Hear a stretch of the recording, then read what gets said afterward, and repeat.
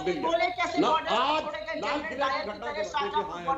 चलिए कोई बात नहीं, क्यों मुझे पता तो नहीं, रूट्स की ऑलरेडी परमिशन थी, उस पर अवरोध क्यों बनाए गए? मैं फिर कहूंगी शांति आंदोलन का हम समर्थन करते हैं, किसी भी हिंसा का हम देखिए चौतरफा वार होगा। सुधांशु त्रिवेदी, ममता बनर्जी का बयान आया है, हिंसा के लिए केंद्र सरकार जिम्मेदार है, किसानों के प्रति सरकार की उदासीनता दोषी है।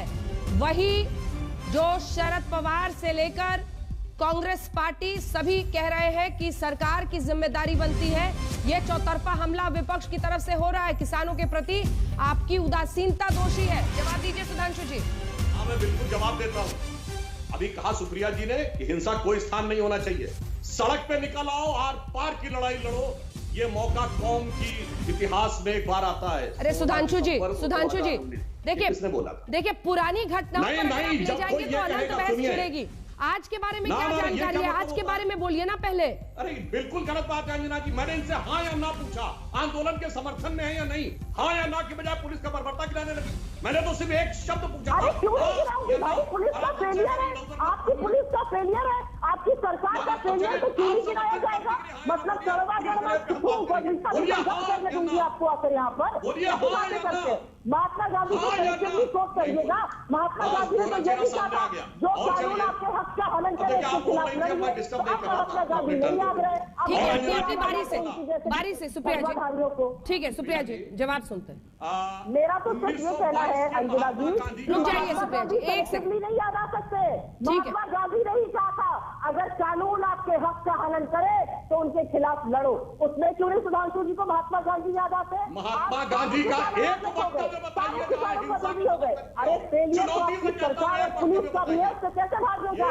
बिल्कुल उनको कड़ी कार्रवाई करिए, सजा दीजिए जिन लोगों ने उपद्रव किया है, लेकिन बगले मत भागिए और विपक्ष के सबको बिल्कुल भी अच्छी तरह अपना मत छोड़िए। एक एक करके प्लीज, आप दोनों की आवाज मुझे फिर खत्म करनी होगी। देखिए आज विषय बहुत गंभीर है, प्लीज आप दोनों से मैं कह रही हूँ अपनी बारी में बोलिए। सुप्रिया जी आपने कुछ गंभीर सवाल सुने पूछे हैं, उसका जवाब आपको सुधांशु जी से सुनना होगा।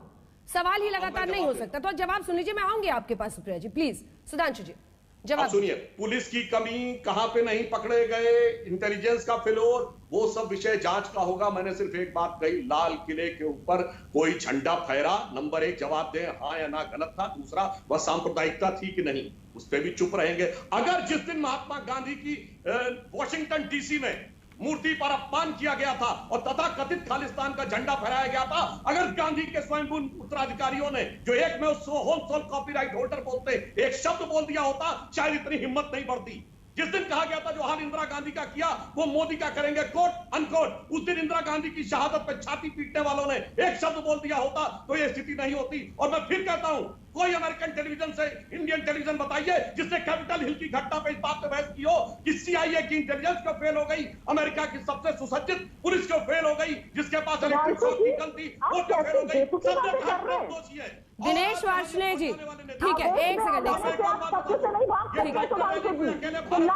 आपको अमेरिका वाला विपक्ष चाहिए। एक सेकंड बहस ऐसी नहीं हो सकती, ये कांग्रेस वर्सेस बीजेपी से बन के नहीं रहेगी। एक सेकंड, आपको अमेरिका वाला विपक्ष यहाँ पर चाहिए सुधांशु जी, तो वो आप समझिए और आप देखिए। अमेरिका की तरह राजनीतिक जवाब दीजिए ना। अरे राजनीतिक जवाब मिल रहा है ना, वो भी गांधी को कोट कर रही है इस हिंसा की बात करने में। दिनेश वार्ष्णेय जी, अरे दिनेश जी ऊपर कहाँ देख रहे हैं, यहाँ देखिए इधर। दिनेश वार्ष्णेय जी, आज लेफ्ट पार्टियों का भी झंडा वहां पर पहुंच रहा था। अब ये तरीका अपनाएंगे आप लोग 26 जनवरी को इस तरह की हिंसा राजधानी में फैलाने? कितना कंट्रीब्यूशन है आप लोगों का? अंजना जी कोई लेफ्ट पार्टी का झंडा वहां नहीं था, एक भी लेफ्ट पार्टी का काडर या नेता वहां नहीं था। वो रैली में चल रहे थे और रैली में वापस अपने अपने बॉर्डर पे पहुंचे हैं, वहां से वो डिस्पैच हुए। बिल्कुल गलत बात है। दूसरा, बीजेपी और सुधांशु जी अराजक तत्वों को नेतृत्व करने वाले बहुत हराई ग्राउंड ना लें। बाबरी मस्जिद में राष्ट्रीय स्मारक तोड़ने में इन्होंने पूरे दंगे करवाए और देश की धरोहर को नुकसान पहुंचाया। साध्वी प्रज्ञा जो गॉडसे की पुजारी है उसको इन्होंने टिकट दिया, गांधी के हथियारों को इन्होंने रिवॉल्वर पकड़वाई। ये किसको बात कर रहे हैं? और हम इस हिंसा की निंदा करते हैं, पर हम ये भी मांग करते हैं कि 39 किलोमीटर सिंघू बॉर्डर से वो लाल किले पहुंच कैसे गए? 42 किलोमीटर वो टीकरी बॉर्डर से बाहर कैसे आ गए, ये हम जानना चाहते हैं। नागलोई पे जब सुबह उन्हें रोका तो हमने उनको रास्ते में बाकायदा वापस भेजा। क्यों बैरिकेड लगाए पुलिस ने एक्सेप्टेड रूट्स पे? राकेश टिकट भी ये बात कर रहे हैं, कक्का जी भी ये बात कर रहे हैं कि पुलिस ने जो रूट दिया उस पर बैरिकेड क्यों लगाए?